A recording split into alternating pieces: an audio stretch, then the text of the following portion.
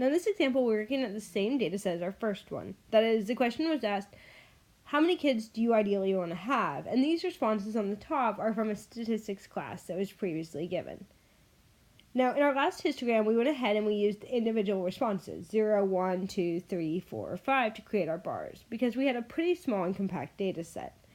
In this example, we're going to go ahead and bin our data to show how a different histogram can be created using exactly the same set. Now, when I bin my data, all I'm doing is putting it into intervals, and because this data does have a lot of variation, I'm going to keep the intervals pretty small. So, for this example, I'm going to go ahead and start my interval at 0 and run it up to 2. That's important to remember what this means, and so that brace right there that I used with the 0 means include that value. It's inclusive. The parenthesis I used on the other side means get really, really close, but don't include it. So, for instance, this interval will include zeros and 1s, and it can get close to 2s, so if you told me you wanted 1.9 kids, I can include you, but as soon as you say 2, you're not included in that interval. For this reason, the very first interval will include all of my zeros and all of my 1s, so there's 6 people in that first interval. For my next interval, I'll run this from 2 to 4. Notice I'm counting by 2s, right? 0 to 2, 2 to 4. This interval will include 2, it's got that bracket on it, all the way up to but not including 4.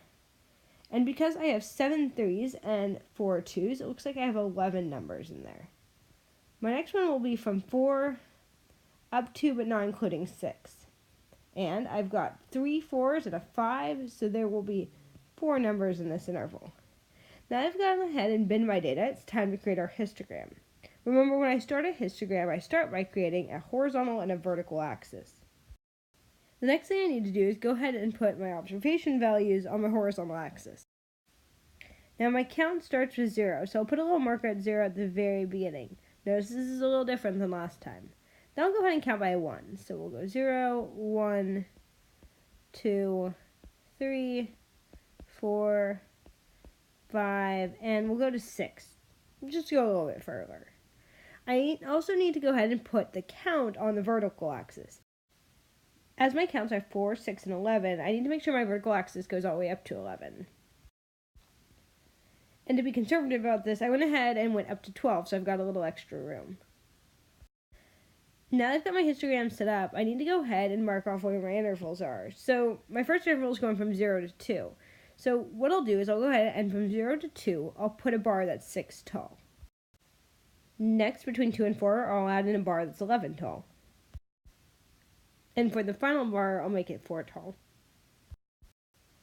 Now, while this histogram itself isn't interesting, it is interesting to compare it to the histogram we did in the previous examples. So moving this over and copying the other one in,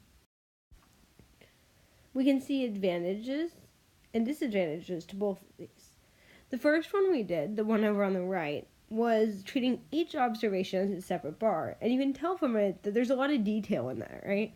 For instance, here you can see that 0, 1 are exactly the same height, and that 5 is the lowest bar. Over on the left side, we have less information, but it's definitely simpler to read. That is, we can tell that between 2 and 4, there were a ton of people. In fact, there were more people, it looks like, between 2 and 4 than the other two bars combined. So we still have that single peak in the center in both cases, here and here. However, the one on the left gives us more of a general idea, while the one on the right gives us more specific information. This is to point out the fact that we can do multiple types of histograms from exactly the same data. The thing is, it's up to us to decide how big or how small of intervals we want to use.